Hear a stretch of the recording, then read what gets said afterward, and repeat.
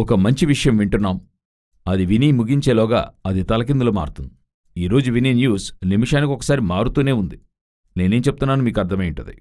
ఒక సీజ్ఫైర్ ఏర్పడుతుంది అంటే రాత్రికి రాత్రి ఒక సముదాయము, ఒక జాతిని నాశనం చేస్తాం అని అమెరికా అధ్యక్షుడు చెప్పాడు. వెంటనే ఒక 3 గంటల్లోగా ఒక సీజ్ఫైర్ వచ్చింది, అంతా కూడా మారిందని చెప్పారు. సో అంతా కొంచెం ఊపిరి పీల్చి వదిలేలోగా మరికొంతసేపట్లో లెబనాన్ మీద ఇస్రాయెల్ దాడి చేసి ఒక 250 మంది మరణించి మరలా ఉద్రిక్తత ఏర్పడింది.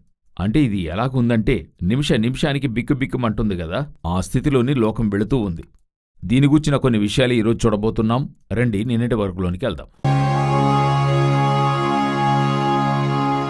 మొదటిగా ఈ వార్ న్యూస్నే చూస్తూ ఉన్నాం. అంతమవుతుందా లేదా, జరుగుతుందా జరగదా, ఎక్కడికెళ్ళి ముగిస్తుంది, ఏమవుతుందని చెప్పి ఒక్కొక్క రోజు ఒక్కొక్క వైపు మలుపు తిరుగుతోంది. అయితే నిజమేంటంటే ఈ వార్ ఇంకా యాక్టివ్గానే ఉంది. ఈ వార్ ముగింపుకొచ్చినట్టుగా తెలియలేదు. ఒకవేళ పైనున్న నిప్పు కొంత ఆరినట్టుగా ఉంది, అయితే లోన ఇంకా మండుతూనే ఉంది. ఎప్పుడైనా అవి బయటికి రావచ్చు, ఆ స్థితిలోనే ఉంది. సో ఈ వార్ మనం ముందుగానే చెప్పినట్టు ఇది ఇస్రాయేల్ వైపుగానే వెళ్ళాలి. ఇప్పుడు ఇస్రాయేల్ వైపుగానే తిరుగుతున్నారు. ఎందుకంటే ఈ సీజ్ఫైర్ తర్వాత ఇస్రాయేల్ లెబనాన్ని తాకిడి చేస్తూనే ఉంది. మేము సీజ్ఫైర్ గురించి మాట్లాడుతున్నామంటున్నారే గాని యుద్ధాన్ని వారు చేస్తూనే ఉన్నారు. సో దీన్ని బాగా గమనిస్తే రష్యా మొదలుకుని అన్ని దేశాలు దీనికి ఏం చేస్తున్నారంటే వ్యతిరేకత తెలియజేస్తున్నారు. అయితే ఇది మరో ఘట్టముగా ఇప్పుడు ఇరాన్ నుండి తర్వాత ఎక్కడికెళ్తుందని చూసినట్లయితే ఇస్రాయేల్కి రష్యాకైనా ఆ వార్గానే మారాలి.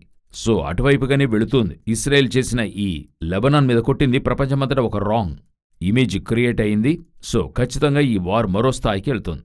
ఇందులో చాలా కాలంగా మేము చెప్తున్న విషయం ఇప్పుడు మరో ఘట్టంగా లోనికొచ్చింది. అదే నెక్స్ట్ చూడబోతున్నాం. ఇందులో ఏంటని అడిగితే, అంటే ఇది మా యొక్క మేమనుకునేటువంటిది, ఇదే అని చెప్పడం లేదు, కానీ ముందు నుండి ఇటువంటిదని చెప్తున్నాం. ఏహెచ్కేలు 39:2లో ఉత్తర దిక్కున దూరములో ఉన్న నిన్ను బయలుదేరదీసి అని అంటాడు. ఇంతవరకు రష్యా మిత్రదేశాలైన 5టిని తాకారు.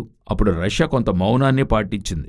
ఉదాహరణకు చెప్పాలంటే ముందుగానే మరి గడాఫీని తాకారు, తర్వాత సిరియా అధ్యక్షుణ్ణి కొట్టడమైంది, ఆ తర్వాత ఇరాకులోని సదాం హుస్సేన్ని తాకారు, ఆ తర్వాత ఇప్పుడు ఇరాన్ని తాకిడి చేశారు.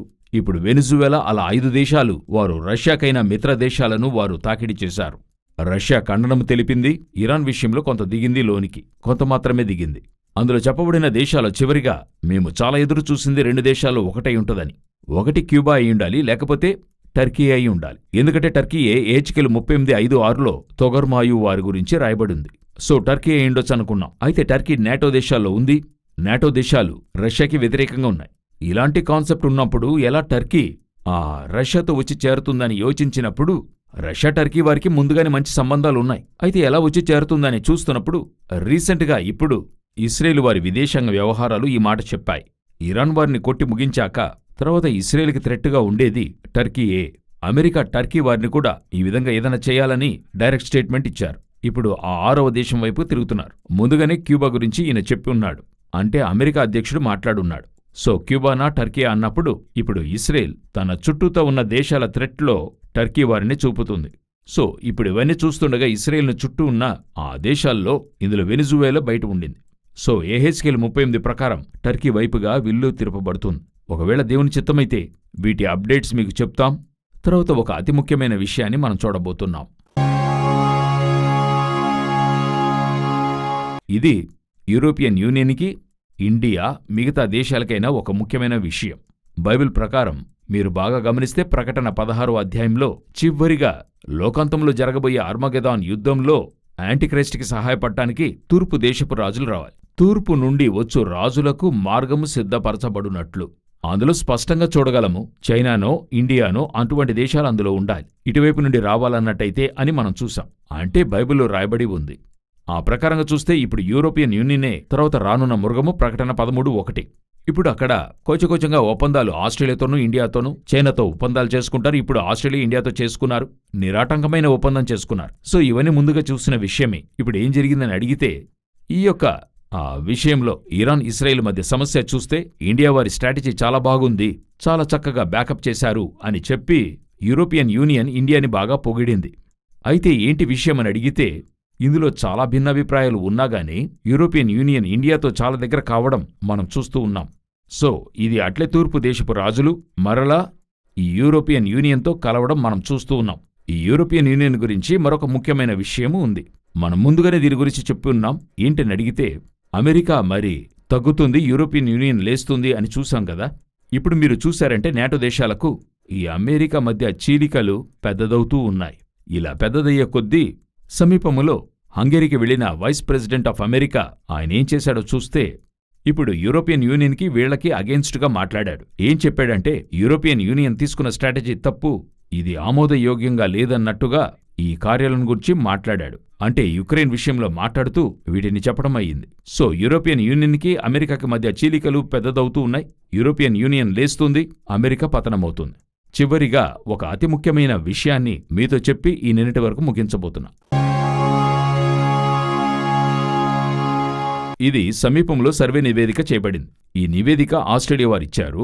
ఆ నివేదికలో వారు ఏం చెప్తున్నారని అడిగితే ఇప్పుడున్న జనాభా 800 కోట్ల పైగా మనమున్నాం కదా, ఇది భరించలేని స్థాయికి భూమి వెళ్ళింది, భూమి ఇక ఏది భరించలేదు అని మాత్రమే చెప్పడం కాక 2060, 2070 ఈ కాలఘట్టంలో భూమిలోని జనాభా 11 బిలియన్ల నుండి 12 బిలియన్ అంటే 1200 కోట్ల వరకు వెళ్ళిపోతుంది.